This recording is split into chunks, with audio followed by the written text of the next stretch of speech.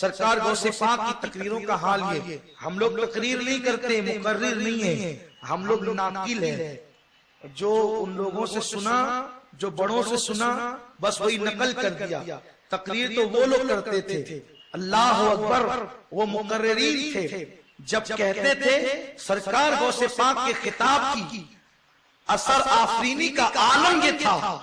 کہ جب آپ کہتے نا الحمدللہ تو آپ 2 مرتبہ کہتے تھے، ایک مرتبہ کہتے تھے الحمدللہ، پھر رک جاتے تھے، پھر کہتے تھے الحمدللہ، اور پھر خطبہ شروع کرتے تھے۔ تو جب پہلی مرتبہ الحمدللہ کہتے تھے تو روئے زمین کے سارے ولی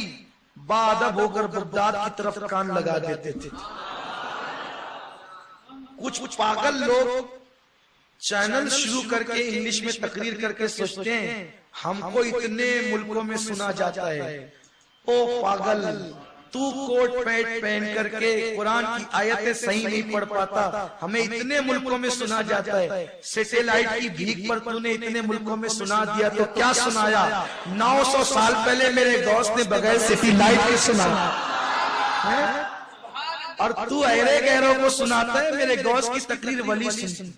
اور یہ غوث کی شان خطابت ہے۔ 2 مرتبہ، پہلی بار کی الحمد میں جو ہے وہ سارے ولی روئے زمین کے ادھر مخاطب ہوتے تھے، اور صرف ولی ہی نہیں، اس زمانے میں بہت بڑے عالم تھے، جنات کے عامل۔ جنات نے جا کر کے کہا آپ نے جنات کا عمل کیا ہے، اس ٹائم سے لے کر اس ٹائم تک آپ عمل مت کرنا،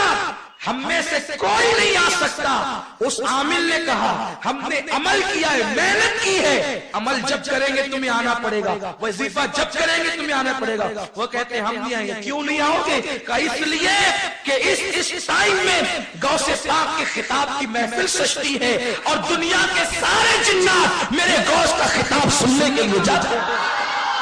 سرکار غوث پاک کی ایک محفل میں 70 ہزار کا مجمع ہوتا تھا، 70 ہزار لوگ ہوتے تھے، اور 400 قلمکار ہو کر غوث پاک کا خطاب لکھتے تھے۔ اللہ اکبر، اس کتاب کی شان یہ تھی، نہ مائک تھا نہ کوئی ظاہری ذریعہ تھا، پہلے بیٹھنے والا جیسے قریب سے شان سے سنتا تھا، آخری بیٹھنے والا بھی اسی شان سے سنتا تھا۔ اور جب آپ تقریر کرتے عیسائی آتے تو مسلمان ہو جاتے ہیں، فاسق و فاجر آتے تو مسلمان۔ یہ تقریریں ہوتی ہیں۔ ہم تو تکرار کرتے ہیں، نقل کرتے ہیں۔ تقریر وہ ہے جو دل بدل دیتی ہے، خطاب وہ ہے جو زندگیوں میں انقلاب پیدا کر دیتے ہیں، خطاب وہ ہے آنے والے کی دل کی دنیا کو سجا دیتے ہیں۔ کاش اللہ ہمیں ان کا قطرہ عطا کر دے تو ہماری بگڑی بن جائے۔ اللہ اکبر، محفل میں آ کر جاہل نہیں، اولیاء، علماء، بڑے بڑے لوگ آتے تھے، اور کچھ لوگ وہ بھی آتے تھے جو غوث پاک سے عداوت رکھتے تھے۔ ایک مرتبہ کا واقعہ ہے کہ علامہ ابن الجوزی، یہ ابن الجوزی وہ بزرگ ہیں جن کو غوث پاک سے کچھ اختلاف تھا۔ دیکھو ایسا ہے نا کہ ایک دور میں جو لوگ ہوتے ہیں نا تو زمانے کی وجہ سے کچھ آپسی اختلاف ہو جاتا ہے، کیونکہ لوگ ادھر ادھر لگاتے ہیں تو ہوتے ہی ہیں، اور اختلاف جو ہوتا ہے وہ زندوں میں ہوتا ہے، مردوں میں تو نہیں ہوتا۔ کبھی ہماری جماعت کے بہت بڑے مفکر بزرگ کہتے ہیں کہ آپ نے کبھی مردوں کو لڑتے دیکھا ہے؟ قبرستان میں مردے کبھی نہیں لڑتے، زندہ ہی لڑتے ہیں۔ لیکن اگر اختلاف ہو تو اختلاف تعمیری ہونا چاہیے، تقریبی نہیں ہونا چاہیے۔ اختلاف ہو علمی ہونا چاہیے، ذاتی نہیں ہونا چاہیے۔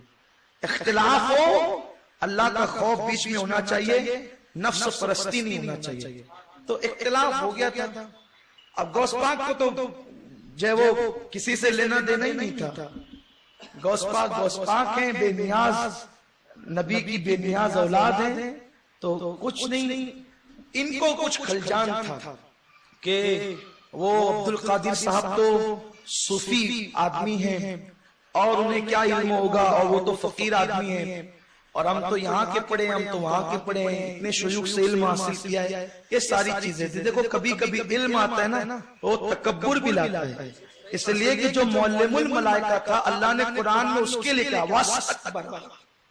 علم آتا ہے تو تکبر لاتا ہے، اور جب تکبر نہیں آتا ہے انکساری آتی ہے تو پھر ولایت لاتا ہے علم۔ علم وہ پھل لاتا ہے ولایت کے کہ جس کی طرف آدمی توجہ نہیں کر سکتا، اس لیے علم پر آدمی کو غرور نہیں کرنا چاہیے۔ جب معلم الملائکہ شیطان ہو سکتا ہے غرور کی وجہ سے، تو پھر دوسروں کی کیا ہے، لوگوں کا حال ہے۔ دیکھو اللہ کو عاجزی اور تواضع پسند ہے، تو ابن الجوزی جو تھے ان کو یوں تھا کہ مجھے بہت علم ہے، کہ میں نے بہت سے شیوخ سے پڑھا ہے، اور عبد القادر صاحب نے چند لوگوں سے پڑھا ہے بس۔ مدرسہ قادریہ میں جو ہے وہ انہوں نے تعلیم حاصل کی ہے، حالانکہ وہ مدرسہ قادریہ بعد میں قادریہ ہوا، پہلے وہ جو مدرسہ تھا وہ نظامیہ کہلاتا تھا۔ بغداد معلیٰ کا جو مدرسہ تھا اس کا نام نظامیہ تھا، اور اس لیے کہ اس کو قائم کیا تھا نظام الملک نے، جو بادشاہ کا بڑا معتمد اور معتبر تھا، اس نے قائم کیا تھا، تو اس لیے اس کے نام سے اس کو نظامیہ کہتے تھے۔ بعد میں وہ قادریہ ہو گیا، تو انہوں نے تو اتنوں سے پڑھا ہے، ہم نے تو بہت سے پڑھا ہے۔ اور واقعی ابن الجوزی تھے بھی ایسے محدث، اتنے بڑے محدث ہیں کہ جب ان کی علم حدیث پر ہم نے جو ہے وہ کچھ کتابوں کو دیکھا، بہت تو کتابیں ہم نہیں پڑھتے، کبھی کبھی جو ہے وہ اللہ کی توفیق سے کچھ عبارتیں کہیں سے پڑھ لیتے، باقی ہمارے مبلغین اور علماء سے جو کچھ سننے کی توفیق ہوتی ہے انہی سے سن کے بول دیتے ہیں، تو سن کے بولنے میں عافیت سمجھتے ہیں، کیونکہ اگر کوئی پوچھے گا کہ بھئی آپ کہاں سے بولے تو بتا دیں مولانا غفران سے سنا ہے، تو لوگ انہی کو پکڑے، ہمیں کوئی کیوں پکڑے گا، اس میں آسانی ہوتی ہے، تو یہ چیزیں ہوتی ہیں۔ تو بہت بڑے محدث تھے، علم حدیث پر بڑی نظر، بڑی گہری نظر، علم قرآن پر بھی بڑی گہری نظر۔ تو غوث پاک کی محفل میں تقریر میں ایک صاحب جاتے تھے، ان سے ابن الجوزی کے تعلقات تھے، تو وہ جائیں تقریر سن کے آئیں تو یہ تانا دیں آپ تو وہاں جاتے ہیں، آپ وہاں جاتے ہیں۔ ایک دن انہوں نے کہا آپ نہ جایا کریں، اس کے بعد کیا ہے، کیوں جاتے ہو؟ کہا آپ جائیں تو سمجھے نا کہ اس کے پاس کیا ہے، آپ چلیے میرے ساتھ، آپ بیٹھے بیٹھے وہاں ڈینگے مارتے ہیں، کبھی چلیے تو صحیح سنیے کہ کیا ملتا ہے وہاں۔ اس لیے کہ روکنا آسان ہے، لیکن گلاب کی خوشبو پر لوگ پیرا نہیں بٹھا سکتے، اور جسے اللہ دیتا ہے، اللہ پاک جسے عطا کرتا ہے، پھر اس کو احسار میں نہیں لیا جا سکتا، اس لیے اللہ کی رضا پہ راضی رہنا چاہیے۔ ابن الجوزی سے کہا آپ ایک بار چلیں میرے ساتھ، ایک مرتبہ ایک بار چلے تو صحیح، ایک بار چلے تو صحیح۔ دیکھو محفلوں میں جانے والے بھی ایسے ملنے چاہیے کہ مخالفین کو کھینچ تان کے لائے، چلے تو صحیح، چلے تو صحیح۔ اس زمانے میں غوث پاک کی محفل میں کھینچ کے لاتے تھے، آج کی محفل میں غلامان غوث پاک کے پاس لانا چاہیے۔ دوسرے لوگ اپنی مولوی کے یہاں لے جاتے ہیں، آپ اپنے سنی علماء کے یہاں لائیے، چلو تو وہ کہتے ہیں تمہارے سنی علماء تو لڑنے کی بات کرتے ہیں، اس کو کہتے چل تو صحیح، سن تو، لڑنے کی بات کون کرتا ہے؟ لوگوں نے بدنام کر رکھا ہمارے علماء کو، ورنہ ہمارے علماء نے کبھی لڑائی کی بات نہیں کی ہے، ہم نے تو ہمیشہ اور ہمارے بزرگوں نے دلیل سے جواب دیا ہے۔ اگر جواب دے نہیں لڑائی ہے تو یہ بھی کوئی بات ہوئی۔ چونٹی کو بھی حق ہے کہ اس کی جو ہے وہ بل پر کوئی پیر رکھے تو چوٹی کاٹ کر کے کہتی ہے پیر ہٹا، تو پیر ہٹانے کے اشارے کو آپ یہ کہنا کہ چوٹی نے کاٹ لیا تو تو نے بل پہ پیر کیوں رکھا؟ اس کے گھر پہ پیر رکھنے کا تجھے حق نہیں ہے، اور اگر تو نے پیر رکھ دیا ہے تو اس کو حق ہے اپنے گھر کے تحفظ کا۔ تو نادان جب چوٹی کو اپنے گھر کے تحفظ کا حق ہے تو کیا ہم سنیوں کو اپنے ایمان اور عقیدے کے تحفظ کا حق نہیں ہے؟ اگر کوئی بولے گا ہم جواب ضرور دیں گے، ارے اللہ نے زبان دی ہے، ہم زبان کا استعمال کر رہے ہیں، اور ورنہ تقاضا تو کچھ اور ہے۔ اللہ تبارک و تعالیٰ نے تو یہاں تک ارشاد فرمایا ہے وَجَاهِدُوا فِي اللَّهِ حَقَّ جِهَادِهِ، مگر تقاضے کچھ باتوں پہ مجبور کرتے ہیں۔ حق تو یہ ہے کہ آج جہاد باللسان ہو رہا ہے تو ہمیں حق ہے اور ہمیں اپنی ذمہ داری نبھانی ہوگی، کیونکہ جب تک حق نہیں کہیں گے حق تک نہیں پہنچ سکتے۔ تو ابن الجوزی سے کہا چلے تو صحیح، یہ جو ابن الجوزی تھے بڑے محدث تھے، لیکن نہ چاہتے ہوئے بھی آ گئے تو چادر سر پہ ڈال کر یوں چادر، تاکہ کوئی دیکھے نہیں، چادر یوں سر پہ ڈال کر کنارے ان کے ساتھ بیٹھ گئے، کیونکہ جب کوئی بہت بڑا ہوتا ہے، بڑا نہیں، کوئی اپنے آپ کو بڑا سمجھتا ہے تو پھر وہ کہیں جانے میں آر محسوس کرتا ہے، اور کہیں جائے تو سوچتا ہے کہ پھر ہم ہی بولے سب، ہم ہی سنائے سب، ہم ہی فاتحہ بھی پڑھیں، ہم ہی قرات بھی کریں، ہم ہی دعا بھی کریں، ہم ہی تعویذ بھی دیں، ہم ہی مرید سب ہم ہی کریں، ٹھیک ہے پٹیاں بھی آپ ہی آ کے بچھا لیں، پٹیاں بھی آپ ہی اٹھا دیں، جب سبھی کرنا چاہتے تھے یہ بھی کریں، سبھی کرنا چاہتے ہیں تو یہ بھی تو نیکی ہے، صرف دعا تو نہیں نیکی ہے نا، تو بھی پٹیاں بھی بچھائے نا، تو لیکن ایسا نہیں ہوتا، اللہ توفیق عطا فرمائے، اللہ ہم سب کو اخلاص کی دولت عطا فرمائے۔ تو پھر یہ ہوا کہ وہ ڈال کر کہیں بیٹھ گئے، اب بیٹھے تو غوث پاک کی محفل کا مزاج یہ تھا، آپ قاری قرآن سے کہتے تھے، دیکھو خود اتنے بہترین قاری تھے لیکن قرات خود نہیں کرتے تھے، کیونکہ اللہ کے یہاں سنت الہیہ کام تقسیم کرنا، تو آپ نے قاری سے کہا قرآن پڑھ، اور وہ قرآن کی ایک آیت پڑھتا اپنے انداز میں، اب قرآن کی جب آیت پڑھی پھر اب آپ نے اس کی تفسیر کرنا شروع کی، جب قرآن کی آیت کی پہلی تفسیر کی تو وہ جو صاحب لائے تھے قادری تھے، قادری ہوتے بڑے کلیل ہے اور اڑیل ہے، اس لیے کہ پیر ایسا ملا ہے، بھائی جب پیر شے دینے والا ہونا پھر مرید مانتا نہیں، اور اپنا پیر اپنے کو شے نہیں دیتا ہے، مریدی لا تخف، مریدی لا تخف، لا تخف، مرید ہے تو کہا لا تخف، اللہ ربی، میرے مرید، گھبرانا نہیں، ڈرنا نہیں، اس لیے دنیا کے کسی خطے میں قادری ڈرتا نہیں ہے، جو ڈرتا نہیں ہے وہی قادری ہے، اور جو کسی سے مرعوب ہو جائے اسے اپنی قادریت کو چیک کرانا چاہیے۔ قادریت وہ ہے کیا دبے جس پہ حمایت کا ہو پنجہ تیرا، شیر کو خطرے میں لاتا نہیں کتا تیرا، اور زندگی پہ لعنت ہے جو کسی بدعقیدے کے خوف سے صلح کلیت پر گزر جائے۔ ارے زندگی تو وہ ہے کیا دبے جس پہ حمایت کا ہو پنجہ تیرا، شیر کو خطرے میں لاتا نہیں کتا تیرا، تجھ سے در سے سخت اور سخت سے ہے مجھ کو نسبت، میری گردن میں بھی ہے دور کا ڈورا تیرا۔ کب تک مصلحتوں سے کام چلتا رہے گا، عقیدے کی بلندی کی عظمتوں کو کب چھوؤ گے، کب تک مصلحتوں کی باتیں کرتے رہو گے؟ ہاں مصلحت نہیں بلکہ حکمت کی بات کرو، ادعو الی سبیل ربک بالحکمہ والموعظۃ الحسنہ، لوگوں کو بلاؤ اللہ کی طرف اچھی دعوت اور حکمت کے ساتھ، بلاؤ اچھی دعوت کے ساتھ، جب آ جائیں حکمت سے سناؤ، آ جائیں حکمت مصلحت پسندی سے نہیں، حکمت سے سنا، یعنی اپنی جو بات ہے وہی کہو لیکن اس کو بہت اچھے پیرائے میں کہتے، یہ طریقہ ہے۔ تو پہلی تفسیر بیان کی وہ قادری علامہ ابن الجوزی میں بڑی تعظیم کرتا ہوں، تعظیم کیوں کرتا بھی آپ کو خود ہی تم بھی کرو گے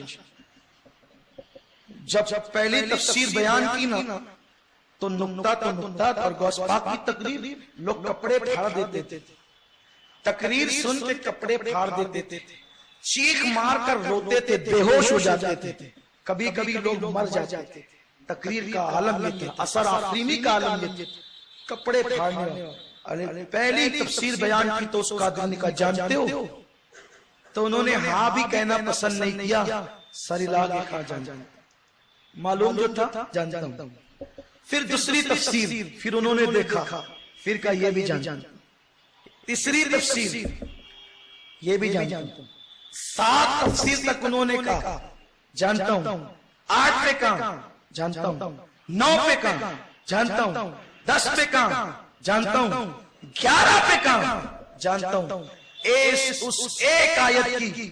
جب 12ویں تفسیر شروع کی میرے غوث نے گردن جھکی، وہ قادری نے دیکھ کر کہا آپ کچھ نہیں کہتے، پھر 12ویں پہ نہیں 13ویں 14ویں 15वीं 16वीं एक आयत की 17वीं 18वीं 19वीं 20वीं 21वीं 12 के बाद गर्दन नीचे है और आंखें फटी जा रही है। हम तो पूरी जिंदगी पढ़ के 11 पे रुक गए, ये 11वीं वाला 11 से शुरू होता है, हम 11 पे रुकते हैं, ये 11 से शुरू होता है, 11 से आगाज होता है। अल्लाह अकबर 21वीं बयान की और 21वीं बयान करके कहते हैं ये तो बहुत कम है, वक्त कम है, वक्त नहीं है, ये अपना आपका मामला नहीं कि जब मजमून खत्म हो गया टाइम खत्म, अगर टाइम होता तो और बोलते, वरना ये नहीं कहते तकरीर खत्म, वो लोग से का वक्त खत्म, टाइम कम है, इसलिए 21 बस अभी तो बहुत बाकी है। अरे अब काल को छोड़ो, काल मतलब इसने ये कहा, इसने ये कहा, इसने ये लिखा, इसने ये लिखा, काल को छोड़ो, अब हाल की तरफ आओ। जब ये कहा काल को छोड़ो, हाल की तरफ आओ, तो अब तक के वो मजलिस वास थी, जब कहा हाल की तरफ आओ, तब वो मजलिस हाल की मजलिस, वक्त की मजलिस, सुरूर की मजलिस, कैफ की मजलिस, पर्दों के उठने की मजलिस, दिलों के बदलने की मजलिस, जिंदगियों के तब्दील होने की मजलिस, तकदीरों के बदलने की मजलिस, उरूज की मजलिस, बुलंदी की मजलिस, विलायत की मजलिस, कुतुबियत की मजलिस, रिजालुल गैब की मजलिस, असहाबे गैब की मजलिस, वो मजलिस बदल गई, कपड़े फटे, चिल्लाने लगे, लोग रोने लगे, मजमा दम बखुद था। इब्नुल जौज़ी उस कादरी के पास से उठ के अब्दुल कादिर के पास,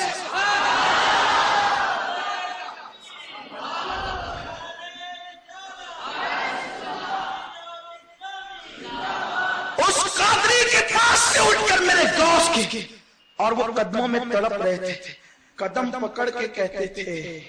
वो सही कहते, हम पढ़कर यहाँ तक नहीं पहुंचे, आपकी शान में तौबा कराए और अपने गुलामों में शामिल फरमाए। ये गौस पाक का खिताब था,